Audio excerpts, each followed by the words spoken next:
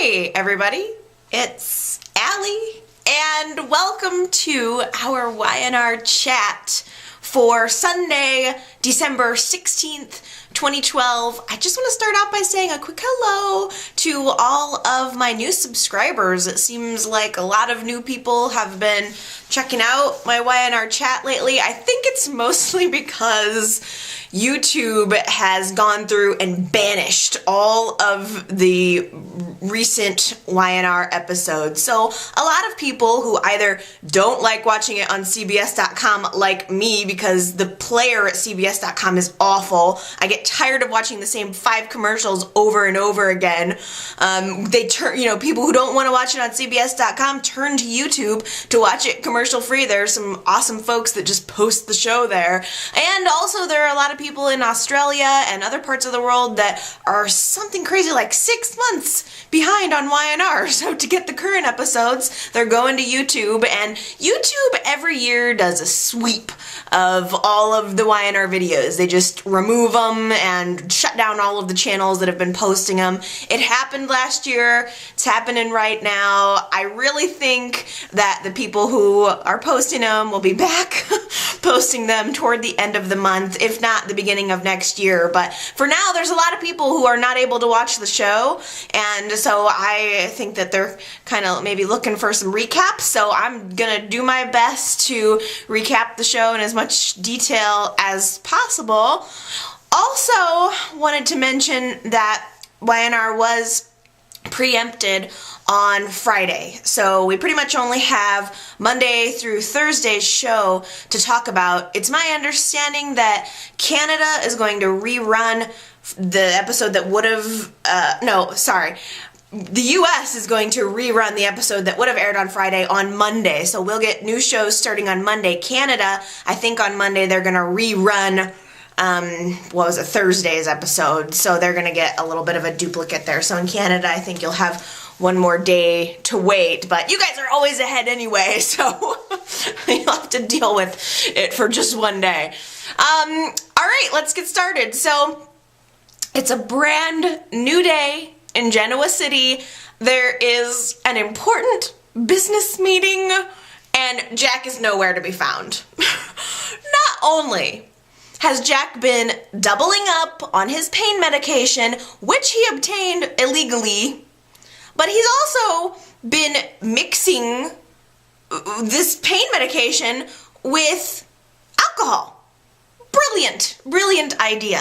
And now Jack has passed out in his car, and nobody can find him. Nobody knows where he is. Phyllis is freaking out because there is a meeting with a huge, young, hip, green business mogul. I don't know what this guy does, but apparently he's all about going green. And Newman Enterprises has some kind of business dealing with them, and it's a major coup, probably something that they've all been working on for a really long time to get this client, and Jack is passed out in his car. So Phyllis is trying to find him, can't find him, Kyle doesn't know where he is. The client shows up, and Phyllis is scrambling. She is sitting him down in Jack's office, and she's blabbering on about how great it is to go green, and it was painful almost watching her try to cover for Jack and buy some time and saying, see, we don't use any styrofoam cups here at Newman. See, we use only glass cups. We have recharge stations for electric cars in the parking deck, and just all kinds of crazy, just gibberish coming from her mouth, trying to not lose this client who she thinks is the client, but it turns out it wasn't that client at all. Phyllis is scrambling, pouring her heart out to someone who is interviewing for an assistant position, and that person turns out to be Sarge's nephew. One of the new actors that we've been hearing so much about. The character's name is Mason, and he is very attractive. He's definitely an attractive looking guy. He's very ambitious. It was funny to watch him tell Phyllis, yeah, I'm just here for an interview after she's gone out of her way. So I have pretty high hopes for this guy. I think he's got some potential. We'll see. He's definitely got an in, being that he is Sarge's nephew. But for now, that crisis is averted. Phyllis, I think, is ticked off that she's having to cover Jack's tracks, so she goes to the house to try to find him, and Jack eventually came through out of his drug sleepy time, and he wanders into the house, and Phyllis confronts him and asks him where he's been, and she really grills him pretty hard, and it seems as if the more anybody questions Jack about what's going on with his life, is he really okay, the more angry he gets in response. Like, she's trying to help him, ask where he was, and he comes up with this wild lie about he drove up to Chicago and he was having a meeting which no one knew about, and it became 2 a.m. It was really late, so he decided to stay over, and he didn't bring his phone charger with him. He went to Chicago, didn't bring his phone charger with him, so that's why they couldn't reach him. And it's just, the lies are becoming bigger. It's becoming more to cover up what's really going on in his life, which is that he has a drug addiction. And it's really hard, I think, for anyone to reach him when he gets belligerent with anyone who tries to question him about it. It really, he pretty much says, just mind your own business, Red. And I think that's kind of, it's fueled a little bit more by the fact that he seems to have feelings for Phyllis, and she's not really in a place to have a relationship right now. But he's that way with Kyle. He's that way with employees. He's mean and forgetful, and it's just not the Jack that we all know and love. And I think on some level, everybody is kind of afraid of him right now. They're too afraid to push him right now. And it makes me wonder, okay, Sarge's nephew is here on the scene. Where is Sarge? Because Sarge would probably be one of the only people who would actually be able to reach Jack. Sarge seems to be one of the only people who isn't afraid to tell Jack how it is, isn't afraid to give it to him straight and lay down the law and get in there and, I mean, as a medical professional, help him, you know? So I wonder if eventually Sarge is going to be coming back and helping Jack. I don't know, but in the meantime, everyone knows what's going on with him, kind of. I think that they have sort of an inkling that something isn't right, that he's not fully recovered, that at the very least everyone seems to realize that he's pushing himself too far. But how do you not notice that he's forgetting things? Conversations that you just had with him. Obviously something seriously wrong.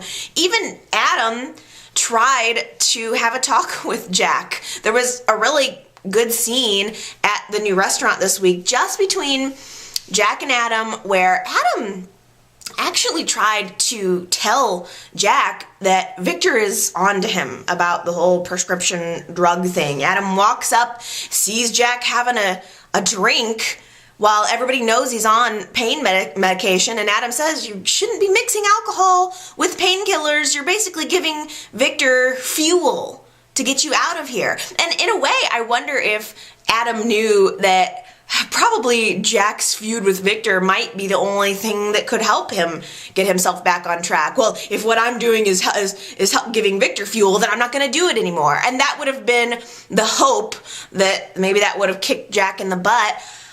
I don't entirely know how Victor is planning to use this information against Jack. He's obviously done some research on the type of drug that Jack is on. He's given that research to Adam, and Victor seems to have something under his hat a little bit. But revealing that the new CEO of Newman Enterprises has a drug addiction is only going to hurt the company.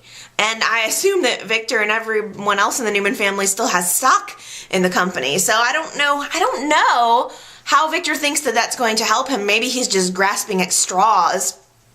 Then again, I'm fairly certain that Victor would rather tank the company and probably lose every penny that he has rather than to let Jack win. So I don't know, maybe that's what Victor's planning to do. I don't understand that piece of the puzzle, and I guess the other piece I don't entirely understand is Adam's motive. What is Adam's motive? Why, is he Jack's friend? Is he on Jack's side, or is he against Jack? Adam seems to say that he's fine just being the second in charge at Jabot, but is he really happy just keeping Jack's seat warm until Jack comes back? I don't know. Adam doesn't seem to be taking Victor's bait. Victor has very explicitly asked Adam to join him in the fight and has given him this information about the pills. But Adam, I almost get the impression that he's just kind of keeping his options open. Maybe he's just waiting to see how the chips are going to fall and who the winner's going to be. Maybe Adam is just on the fence. Maybe Adam doesn't know what he's going to do any more than we do. So it's interesting because Jack is very suspicious of him. I don't know why he lets him continue to be in charge when he's clearly suspicious of him. But, at the same time, Jack returned a little bit of advice to Adam as Adam's trying to steer Jack in the right direction. Jack actually gave Adam some good advice and tried to steer him in the right direction as well. He basically told Adam to just get real about his marriage.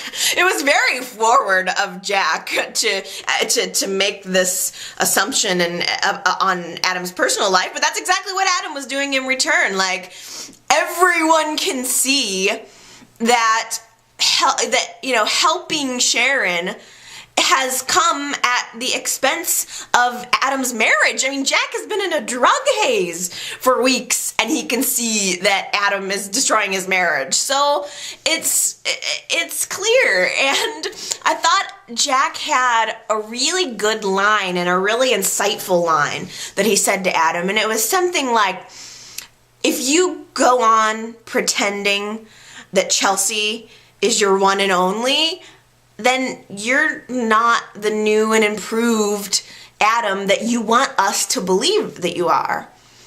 And I just think that is so true. So true. And then Jack kind of left us with this question. He says to Adam, basically, so which is it? Are you the black-hearted villain, or are you the new and improved Adam? Which is it? It seems as if Adam is on the fence in pretty much every area in his life. He was the black-hearted villain, and then he swung over to being new and improved, and now he's kind of moved back a little bit more toward the center. And I just thought it was kind of interesting that at the very end of Thursday's show, that was the question that they left us with. Which is it? And I really want to know what you guys think about that. Is Adam always going to be a villain, or is it possible that he really has changed? It's a good question, and I think Adam answered that question on his own last week when he was having that conversation with Nick. He said, essentially that things aren't always all right or all wrong or black or white. A lot of life is gray. A lot of us exist in sort of the gray areas, and I think that might be the ultimate answer. I think Adam is neither good nor bad. I think he is somewhere in the middle. I think he's just gray, which is right where I like my villains to be. Where we last left off, Adam was kissing Sharon in her house after she ran out of the penthouse party, and he followed her. He was locking lips with her with the door to her house wide open. And let me tell you, my mouth was hanging wide open as Chelsea is standing there watching them. Literally, I'm watching it like, I can't believe this is happening. Like, immediately, he starts doing damage control. I mean, Sharon sees Chelsea first, and then Adam turns around, and it's like snap. He just like, he's out of Sharon's world, and suddenly he is just trying to do fast talking to make all of this go away. It's not what it looks like. It's not what you think. Give me a break. It is exactly what it looks like. It is exactly what she thinks. Chelsea just smacked him and left, which is so much less than I would do. She only smacked him once. I would have smacked him a few times. I would have hit him. I probably would have. I mean, I'm not physical. I'm not a physical person, but if I was gonna smack him, I'd go all the way. I would just, I would destroy him. It was so humiliating. I can't help putting myself in Chelsea's shoes. I mean, while Sharon's in the background, I mean, it would be so humiliating. Sharon is, after Chelsea runs out, telling Adam, just go after her. You have to go after her. This is enough. You've already destroyed your marriage enough for me. Go after her. And Adam actually takes a beat to look back at Sharon and say, are you going to be okay? And then, after she said yes, he went out and left and ran after Chelsea. And I just thought it was really, really interesting that he took that moment to check in with Sharon first. Because if he really cared about Chelsea and about Chelsea only, he would have run after her immediately. He wouldn't even have thought twice about it. He would have been down on his knees begging her for forgiveness. And that's not what he did. In fact, the way Adam left, the vibe that I got from it was like he knew he could fix it with Chelsea. Almost like, oh, well, this is an inconvenience, but now I just gotta go home and do some damage control and everything will be fine. That was totally the vibe I got. And hey, if things aren't gonna be fine, oh well, I've still got Sharon on the side. I've still got my side project. So Adam runs back home, and he arrives just as Chelsea is walking down the stairs with her bags packed, ready to leave him, and he starts doing his best song and dance. It is like bending and twisting the truth and doing a little two-step, playing on her heartstrings exactly where he needs to. But the real cherry on top of this whole freaking cake was that oh my God, you guys, he lied to Chelsea and told her that Sharon kissed him. Okay, she came on to me. That is not true. Adam kissed Sharon. Adam had Sharon pinned up against the fireplace. It wasn't Chelsea walked in and Sharon was sitting on top of Adam on the couch. No, he had her pinned. Plus, he's supposed to be the stable one. I'm sorry, it was at least half and half. At least. But let's just not even, in fact, Adam, don't you even try to paint this like Sharon threw herself at you. And I think that the fact that he lied about that particular piece was evidence enough. It says it all. He wants Sharon, but he wants Chelsea too. He wants them both. That is his motivation. And I cannot believe, well, I can believe, and I actually do love it because I love the gray version of Adam so much more than the white or the black, really. But just, he starts kind of doing this mental manipulation on Chelsea, which as a woman, it's like, ooh, how dare you? But, you know, as a viewer, I'm like, ooh, that's kind of good. But he starts, like, saying to her, you need to trust me, Chelsea. He really, really drove that point home. This is about trust. You have to trust me, Chelsea. Sharon will not come in between us if you were to just trust me. Sharon already has come in between you. Chelsea was indeed his one and only, then the Sharon thing would never have gotten this far.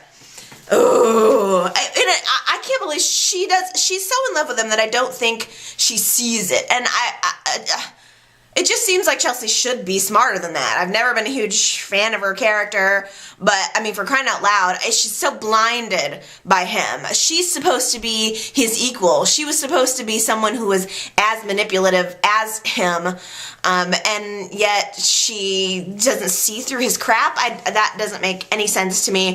He, of course, begs her to stay, but she leaves anyway, and we see her show up on Nikki and Victor's doorstep. And that was the very end of that day's show. I guess it was Wednesday or Tuesday, I don't remember. But then, when the next show started, there was this weird time gap. Like, basically, it's the next day. Victor and Nikki are talking about how sure they are that Sharon started the ranch fire. In fact, Nikki went to go visit Sharon and is rubbing Sharon's nose in it like, yeah, well, I know what you did and you're going to pay for it. And suddenly Chelsea's back home and she's making breakfast in bed for Adam. I mean, no matter what, that is weird. Okay, just, is there any plane of existence, any reason, any explanation for you catch your husband kissing another woman one night and then the next morning you're making him breakfast in bed? It's so ridiculous. I was so lost. I was just so confused in this moment.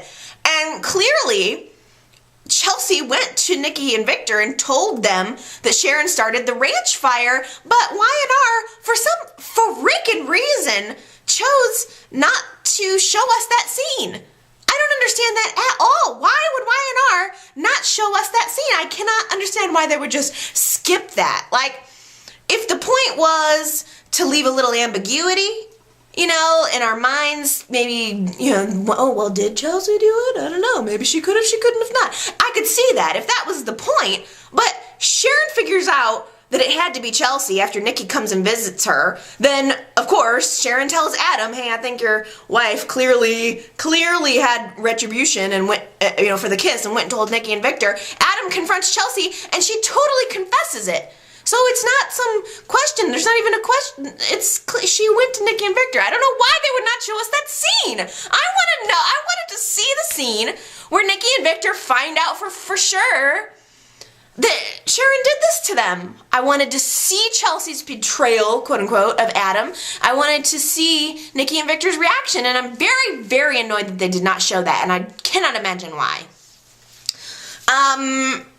But as soon as Adam finds out that that was the case, boy, did he do a number on Chelsea. If we thought the mental manipulation from the previous night was something, that was nothing. He confronts Chelsea when he finds out what she's done, and it's all about, like, how dare you betray me? Like, yeah, how dare she betray Sharon's confidence, the woman who is coming in between her and her husband?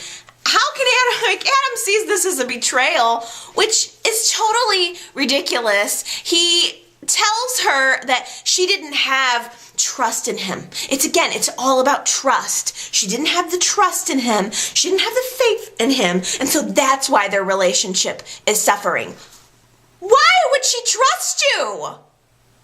After all of this, you had Sharon being hid out on the property and you lied to her about that. You've lied to her a million times when you've gone to see Sharon and she catches you kissing her? Why would she still have faith in you? Why would I don't know. It's shocking to me how Adam is just taking this and turning it right back around on Chelsea. And in fact, he said something to her like, I just, maybe we'll be able to get our marriage back on track, but I just am never going to be able to forget what you did. Take a look in the mirror, buddy. Okay. There's plenty that you've done that she's not going to be able to forget either. Is it me? Because, again, I'm not a Chelsea fan, but I have no choice but to put myself in her shoes. It's so outrageous. I mean, does anybody out there listening to this or watching this, anybody out there think that Chelsea is being unreasonable here? Your husband, you catch him cheating, kissing another woman? Is there any explanation that would make that okay with you? Because it wouldn't be with me. If I were in Chelsea's shoes, I would have told Victor and Nikki also, absolutely, and I would testify. I would absolutely go to the police and testify all against Sharon, and then I'd divorce Adam, I'd take half of his money, I'd start my own business, I'd become ultra successful, and I would make that sucker beg to get me back. I feel sorry for Sharon because she's getting caught up in Adam and Chelsea's problems, and she didn't ask for any of this. She didn't ask for Adam to help her. She didn't ask for Adam to lie for her. She certainly didn't ask for Adam to destroy his marriage for her. But where I am still having trouble in the sympathy department is when it comes to the ranch fire. Because I still can't believe she did that. I'm just still having trouble processing that. And after Nikki went and visited Sharon to let her know that she was going down, Victor goes to visit Nick, and Nick has had his head in the sand up until now. I think on some level he feels guilty, both for abandoning her and for, who knows, for maybe even bringing her into this lifestyle that has clearly not agreed with her. But Victor helped him realize that clearly Sharon burnt down the ranch. Chelsea told him, and it's not even just that. It makes sense. That's why Sharon went to the penthouse party. That's what she was asking forgiveness for, was for burning down the freaking ranch. And so Nick confronts her. Of course, he runs right down there and asks her. And Sharon just disassociates right away. She literally said to Nick, "It wasn't me who did those things, it was the disease." Those were her exact words. "It wasn't me who did that, it was the disease." No, I'm pretty sure it was you. Pretty sure it was you, Sharon. I'm willing to forgive Sharon, without a doubt. I like Sharon a lot, but I would like to see her take responsibility for her actions. Sharon, you got drunk. You went up to the main house that night, you poured Victor's tequila all over the curtains, and you lit the match. Just like you married Victor. You decided to marry Victor. Twice, as a matter of fact. He didn't force you to marry him. He did not force her into that situation. Sharon, you called off the search party when he went missing. You are the one that agreed to let Tucker help you take over Newman Enterprises and got you all tangled up in that mess. You showed up at his funeral in a white dress, knowing that he was alive the entire time, and burying him without letting the family be involved. That was horrible. But she did all those things. And being diagnosed with the mood disorders does not absolve you, Sharon, of this. You have to work to earn everyone's trust back. It's not just going to happen to you. And I think that is going to have to start by staying on your meds, getting yourself healthy, spending time with your kids, and as you start to get on that road of recovery, maybe get involved in some charity work. Maybe you can help other people who are having this problem. But my key point here is own what you did. Own it. Don't pass it off or write it off to the disease. You have to own what you did and work your way back up from the ground. It's the only way in real life that people can do that. Everybody makes mistakes. Everybody has hit the ground at one point or another. You have no other choice but to just pick yourself up and move on. And that's what I want to see her do. I want to see Sharon get back on track. I want to see strong Sharon. I don't want to see just, again, disassociated Sharon. And frankly, I think that Adam's going to have to do the same thing. He's going to have to work himself up from the ground up, because Victor has already figured out that it's very well possible that the two other fires, the one at the warehouse and the one at Glowworm, that at first seemed to be unrelated, may very well be related to the ranch fire, and that Adam may have been the one that was involved in it. So even if Chelsea doesn't testify against Sharon, and Sharon is technically not able to be connected to the ranch fire, Adam could definitely be connected to the other two fires. It only takes that one bad guy that he hired to do it to spill his guts, and Sharon and Adam could both end up behind bars and side-by-side cells.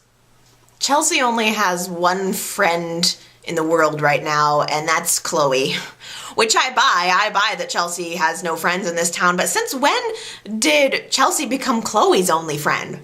Chloe is like awesome.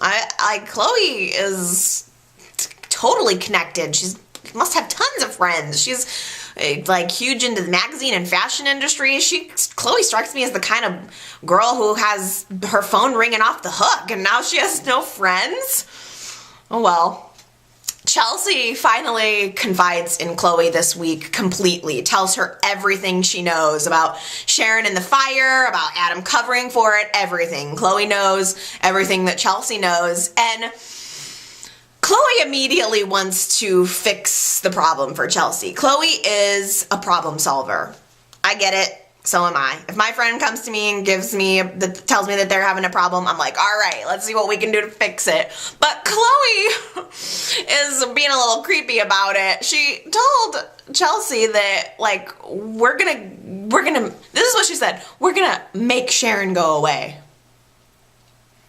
I don't know if that means that Chloe's going to encourage Chelsea to testify against her, but I kind of think not. I think that Chloe has some kind of other alternate plan to save Chelsea's marriage, but whatever it is, she's just gonna make Sharon go away. I'm just wondering, like, can we maybe instead make Chelsea's bangs stop wiggling every time she talks? It's like every time she has I don't know, it's like it's so bone straight, her bangs, and there's some maybe product gel in it, but every time she moves, it's like her bangs are flipping around and wiggling. It's just funny. Like, why don't we do that instead? Why don't we focus on a makeover for Chelsea rather than making Sharon go away? Because Chelsea, I don't think, is going to testify against Sharon. In the end, that's only going to hurt Adam and ensure that he's never going to come back to her. So I don't know what else they're planning to do, but I don't like it. I don't like it. I don't want to see Chloe and Chelsea gang up on Sharon. Sharon is in a very fragile state, and I want her to get better, not worse. And she doesn't need two mean girls getting up on her rack, because if there's anybody that needs to be mad at in this situation, it's Adam, because Sharon didn't do anything wrong at this point. I don't think that she intended to get up in Chelsea and Adam's marriage. I think, yes, she probably shouldn't have leaned on him, but all she really wanted was a friend. Adam is the one that took it to the next level, and Sharon just has enough enemies at this point, and I don't want to see them getting mean on her. And frankly, Chloe has enough problems on her own. Tucker has figured out that, oh, what do you know? There's magically money missing from the Tag and Grab account, and Kevin's a hacker, and he's bitter and angry. Of course, Kevin is the prime suspect, and he did it. He stole money from Tag and Grab and thought that Tucker wasn't going to figure it out.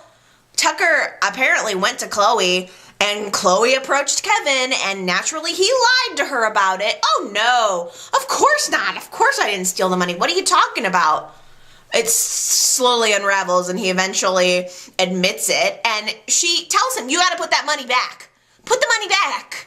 This is a bad idea. This is not going to fix anything. It's just going to get you in trouble. So Kevin does end up going back into the bank system, and he transfers the money back into the tag and grab account, which is totally brilliant, Kevin. Like, instead of doing 2 illegal transfer, instead of doing 1 illegal transfer, you've now done 2 illegal transfers, which is essentially now you've doubled your chances of getting caught. Kevin is a complete idiot. I like him being a hacker, but on top of his attitude lately, I'm not having it. They need to get his character's attitude back in check, and then I think having him be a hacker would be really fun. Just be interesting. Well, from the previews of next week's show, it seems like Chelsea and Alex are going to have some alone time together. I guess maybe they're going to be lamenting being alone on the holidays or something, but Alex, the new cop that's in town, the one that's tracking Noah and the money and all that stuff, he runs into Chelsea and they have a little moment, and that just makes me wonder if they brought him on for her, but at the same time I'm like, well, I guess, but I could also kind of see Alex with Chloe. Like, that'd be hot too. I don't know. Both of these women need a new man. If I was Victoria, I would kill Billy with this whole Jamaica thing. He's got the whole house decorated like with an island theme, and he's wearing a Jamaican Me Crazy shirt, and he's got drinks, and he's trying to get her to just give herself over to this moment, and I would kill him. I feel like his heart is in the right place, but I would be like, stay the hell away from me. After what happened with the kidnapping, I would be like, I just need to be alone right now, and I need to figure this out, and him trying to be all, I don't know, distracting, I personally would not respond very well to that, but I am not Victoria, and she is not me. Victoria obviously wants to forgive him. It's quite clear, but the problem is she's not able to forget what he's done, and that it was his irresponsibility that got her into this horrifying situation that still gives her nightmares. And just watching Billy beg her to sit down on this beach chair and have a rum drink and pretend that there's not really problems in our marriage was annoying to me. Like, it was annoying to see him insist. But it was also really sad to see him get shut down because she wasn't having it at first. But I can't blame her. I would want to deal with the problem. And personally, I think I would respond a lot better to just him talking to me about it and saying what he's feeling rather than trying to act like it's not going on. It bothers me. I feel bothered by Billy's immaturity. I want Billy to be a man. I want Billy to stop being a man-child. It's not attractive. Maybe it worked at first, but you have children now. It's time to grow up. And rather than dealing with the situation like a grown-up, I feel like he's just working real hard on his best tap dance, kind of similarly to what Adam was doing. Like, he's dancing and joking and doing his best act, like, hey, aren't I charming? Please don't leave me. And of course, we saw the flashbacks from Billy and Victoria's first fake or illegal wedding in Jamaica, and I loved it then. I really did. I thought they were such a good couple, and I really enjoyed their whole courtship and the Romeo and Juliet nature of it. But Billy is he's such a screw up, and just the good guy, fun guy thing wears on me after a while. At a certain point, I want him to own up and just be a man, and I don't know. That's just me. Again, I'm not Victoria. I would leave his ass. I would have left his ass a while ago, but if him buying a black market baby and consequently having it taken away didn't make her leave him, then I don't think her getting kidnapped is going to make her leave him either. Now he wants her to fly to Jamaica. He's begging her to just, let's just go back to Jamaica and we will recapture our past glory. It just feels pathetic. Also, I was annoyed that he suggested getting a babysitter. Like, Victoria was just kidnapped and held away from her child. Why would she want to leave her child? Why would you want to leave your child with a babysitter while you go off to Jamaica? Again, that just feels irresponsible. I get wanting to repair your relationship, but what about repairing your family? You need to spend time with your child. I just wonder about those two. And I also kind of was thinking this week, do you guys think that Chelsea will ever want Johnny back? It seems as if she's always said, no, I don't. But then there's always these little hints of paranoia in Victoria's mind and, even little hints after Chelsea lost her own baby. I just wonder if that's ever going to come up. So Billy's begging her to go to Jamaica, and she's real resistant until Victor shows up, and he starts pressuring her to help him get the company back. It's all about the company. It's all about Newman Enterprises. He doesn't really even ask her how she's doing. It's all about, he's putting on his best sales pitch. Do it for the children. Do it for Johnny and for Reed. When Victor didn't want to have anything to do with Johnny right off the bat, and now all of a sudden it's like, do it for my grandchildren, including Johnny, my illegitimate grandchildren, which that's how he feels.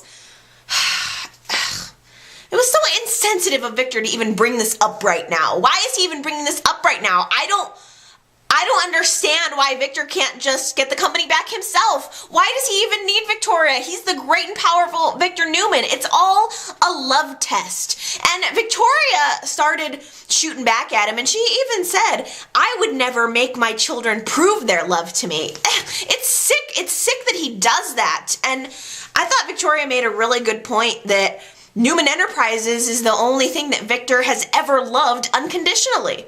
Never his children, never his wives. Newman Enterprises is the only thing he's ever really loved, I think. And Victoria is just tired of the emotional blackmail. Tired of it. And she said to him, I don't want to fight anymore. I don't want to fight this fight anymore. And Victor doesn't want to hear it. He can't believe it. It's like when it's convenient for him, he tells Victoria, you're more like me than any of my other children, and just is playing into her ego and trying to play on her sensitivity and manipulate her into doing what he wants her to do. And I don't like it. And Victoria didn't like it either. She pretty much kicked Victor out, told him no. And I really think that encounter with her father is what ended up pushing her right back into Billy's arms, because as soon as Victor left, Victoria was like, yes, you know what? I do want to go to Jamaica with you. Let's just get away from here. So I don't know. I don't think it's a Billy. I don't like Billy or Victor in this situation. Neither of them is good. But after Victor left Victoria's apartment, there was a scene with him alone at the penthouse, and he is lamenting the fact that none of his children want to fight for his company. And I don't know why it's so tied into his consciousness that if the kids don't want to fight for the company, then that means they don't want to fight for him. I don't think it's the same thing. The company is a thing. It is a thing. It doesn't have, it's not love. Victor he's not able to separate love from things. He's always tried to buy things to show people that he loves them. And Victoria even told a really sad story about one of her birthday parties where she had everything. It was a beautiful party, and he bought her a pony, but he wasn't there for the party. He's never emotionally there for her, and he's never emotionally there for Nikki or anyone else. And it's heartbreaking because Victor grew up in a really hard circumstance. I mean, his father abandoned his mother, and then his mother couldn't afford to take care of him, so she sent him to an orphanage at the age of 7. At 7 years old, you're cognizant of things, you're aware of things. That's if it was like left in an orphanage as a baby, that's one thing, but at 7, you know your mother, everything you know as life has just been taken away from you, and now you're abandoned on your own with nothing. And so the biggest part of Victor's character is that he wanted to build something and not leave his children in that situation. His father left him with nothing, so he wanted to do the opposite. He wanted to leave them with this empire and know that they would take care of it, know that they would be good stewards of it. And unfortunately, his pushing throughout the years just made it impossible. It's like he just uses this brute force to try to force people to do what he wants them to do. And I can't believe that Victor doesn't realize that strategy never works. Like, Victor never would have stood for his father or anyone else trying to force him down a path. So why should it be any different for his kids? Nick and Avery are totally together. Is the divorce even finalized between Nick and Phyllis? Like, it's kind of quick. I mean, they're just together now. And someone made a really good point to me last week that, wait a minute, Summer thinks this relationship between her father and her aunt is completely normal.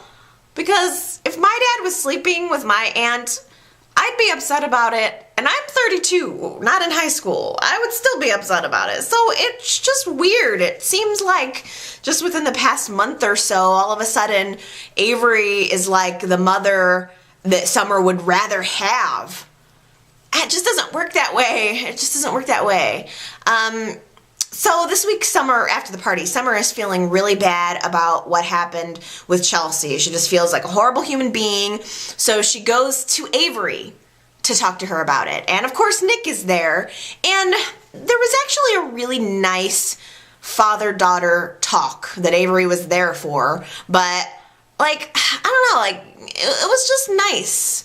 Summer is saying, I feel like I'm a bad person, and Nick is reassuring her, if you think that, then you don't know yourself the way I know you. I know everything about you. And they went on to just have these really touching moments just about little things, like he knows what her favorite, what she needs on her pizza. He knows her, and he knows that she's not a bad person.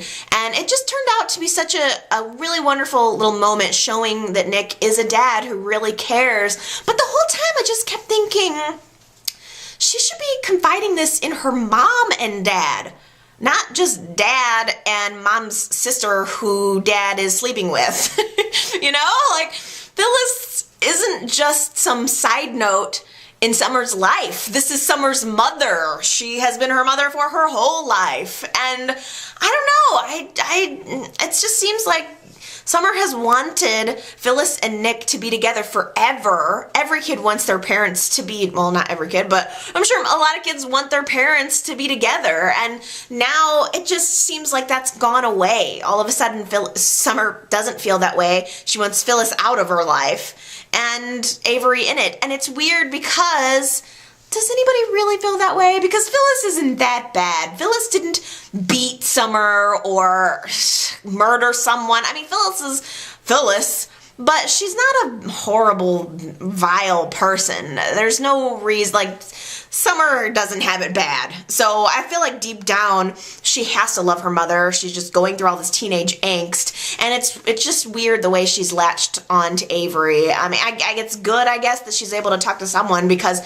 Summer seems to be back on the best track now. She's kind of not a bad kid as much anymore. But, and it's just weird. It's just strange to me. Like, I kind of wish that Avery and Phyllis weren't sisters, just because I feel like I can't sit back and enjoy Avery and Nick together because they're cute together, but they're tainted now. It just, you can't date your sister's husband. It's not good. It's just not good at all. And I wonder how long it's going to be till Avery turns up pregnant. Nick has like super sperm. I'm sure that they're going to be having babies together very soon. You just place your bets right now. How long till Avery is pregnant? They were trying to talk about relationships this week, their past relationships, and Avery clearly did not want to discuss it. She dodged all of those questions very well, and it made things kind of awkward. In fact, after Nick asked her about it, she kind of kicked him out. Not in a nice way. She was like, well, I got a meeting tomorrow. But she didn't reveal that much. She basically said she messed up. She revealed that she doesn't have any kids. But I wonder if that's true.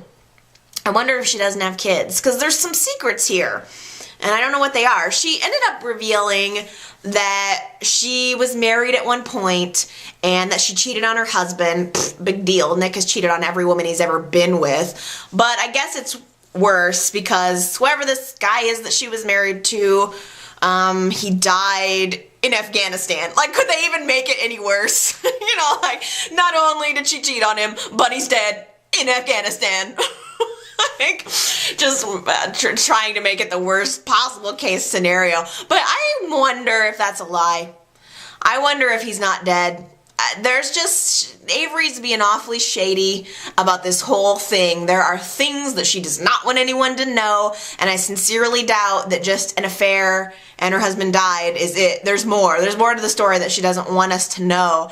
And it was very telling this week when Avery found out that Summer has been hiding out in her storage unit, which I don't know why Summer would have a key to that. I have no clue. And I personally thought it was Phyllis and Nick's storage unit. I didn't realize until this week that it was Avery's. Did you guys? Did I just miss that? I thought it was Phyllis and Nick's. But Summer is sitting there going through Avery's stuff, totally snooping, like looking at a bundle of letters that were addressed to her. And Avery ends up finding out that Summer was in there and confronts her, and it was real awkward. Avery felt very violated. She said to Summer, "It's as if I went up into your room and started going through your stuff," which is true. I mean, I understand. I wouldn't want anybody going through my crap, but, and I get it. It was a violation of Avery's privacy, but just the way she was acting, something's up. There's something in there that she don't want anybody to know about, and it was very, very interesting that after she went and confronted Summer about it, she went out and bought a heavy-duty padlock and put it on the storage room door. So whatever it is in her life that she doesn't want us to know, she just put a padlock on it. I don't know what it is. Do you guys have any theories? Something more is there. Something she doesn't want us to know about. I wonder if she's still married. Jamie followed Summer to the storage unit, and they actually sat in there and had a really good conversation for once. It was nice. Like, Jamie opened up about how he feels isolated too, and that he has a place kind of like this where he goes to sit. I kind of got the impression that it was maybe a tree house or up in a tree somewhere, and he just sits and kind of watches the world unfold around him. And it was, you know, interesting to see these two kids who come from very different classes, very different places, connecting in the fact that they feel alone sometimes. And especially nice that Summer started out hating this kid, and she's the one that initiated this entire cyberbullying thing, and now she's backed off and she's kind of befriending him, and it was cute. In fact, they shared a kiss. I think Jamie was just like, whoa, I don't think he expected it, but he did it, and I liked it. I really like this kid. I feel for him. I feel empathy for him. And when they're in the storage unit, Jamie gets a call from Michael Baldwin, who has learned that Jamie's father has been arrested, and it was a bad thing. I think it was a DUI, and so Jamie's father's probably going to be going to jail, and Jamie is very possibly going to end up in the foster care system. So, of course, Michael calls Jamie over to tell him this news, and you know, they feel bad for him, so they invite him to stay for dinner, and Fen hates it. Fen hates this kid, and it really creeps me out the way Fen hates this kid. Like, Fen is a bully in such a passive-aggressive sort of way. He doesn't hit the kid. He's not hitting Jamie or really getting, I don't know, he just will do little things like stealing fries off of his plate, just asserting his dominance over him. It's weird because Summer is the one that started this, and Fen was like, some of that's not right. And now the roles have completely reversed, and Summer's the one that's being really sensitive and nice, and Fen is being a total jerkwad. And I loved that Jamie told him off. Like, clearly Michael and Lauren want to help this kid. Clearly Fen does not. The second that Michael and Lauren leave the room, Fen starts picking on him. Why pick on someone who's weaker than you? It's stupid. And Jamie totally told Fen off and said, you don't even know how good you've got it. Did you miss, Fen feels cheated. Fen feels like all of a sudden this kid is in his life, stealing his girlfriend and getting close with his parents, and his parents now feel all this empathy toward him, toward Jamie, and not toward Fen. And Fen is just jealous. That is the bottom line emotion here. Fen is jealous. And Jamie said, did you miss the part where I'm going to end up in foster care? You really don't even know how good you've got it. And he just left. And I loved it. And I'm loving this storyline. First of all, Fen is going to get caught with this whole text messaging, cyberbullying crap. Michael is going to find out. The text messaging is still happening, and he's gonna get caught, and it's just gonna make his situation even worse. But I don't know, I like this storyline, I think, in part, because I don't really know where it's going. It's something new. It's really just character development, and I don't know, it intrigues me. I wonder, will Michael and Lauren take him in? Are they gonna end up adopting him or something? Like, I don't know, somebody should adopt him. Maybe Avery should or something. There's got to be or Jack or somebody out there needs to take this kid in, and I like it. He's kind of a ragamuffin, and it's enjoyable to me. I don't know. At this point, I kind of wish that Michael and Lauren would just adopt him just to piss Fen off. Christine has quit her job in Washington, D.C., and she's moving to Genoa City. Yes, because who would want to be in Washington when they could just be hanging out in Genoa City, Wisconsin? You guys, I really think that the new executives kind of just want to toss a bone to the Bell family by keeping her around. Like, they fired the daughter-in-law, Maria Arena Bell, but they can just throw in a couple of scenes for Laura Lee just to kind of keep up appearances. That's just the vibe I get. Like, clearly it was implied that Christine was going to be getting back together with Danny. That was the whole point of everything that was going on during Paul's trial. And now all of a sudden she's magically in love with Paul. And he's completely forgotten about Nina. They've decided to take things slow. Paul offered to have her move in with him, and she denied it. Apparently, Christine is willing to quit her job and move halfway across the country for him, but not move in with him. She wants to, in fact, make sure that it's real first. That's what she said. She wants to make sure it's real first. Girl, you better hope it's real, because people work all of their lives hoping to get positions with the Department of Justice, and she just quits her high-powered job to get back together with her ex-husband? I think Christine is confused.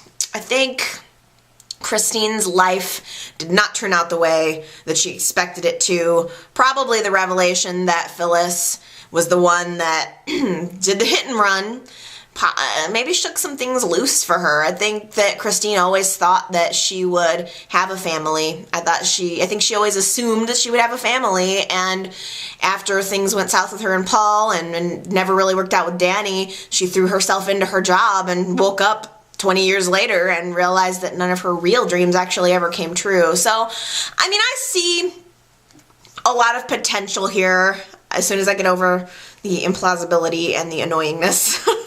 I think I can try to get into it, because I do like Christine, and I'm wondering, like, I've been seeing a lot of interruptions with Michael and Lauren lately, and they haven't really added up to much, but they'll be kissing on the couch and Michael will get a phone call that interrupts them, or, when they were getting ready to go to Victor's party, they got a phone call and Michael had to go to work and they couldn't go, and it was on their anniversary even, and I just wonder if now that Christine is back in town, is she gonna somehow become involved in a triangle there? Is it gonna be a mix-up between Paul and Lauren and Michael and Christine? Is that, I don't know, is that possible? I'd be so pissed, by the way, if anything happened to my Lauren and Michael. They are the stable couple that I enjoy. I do not want them to get broken up.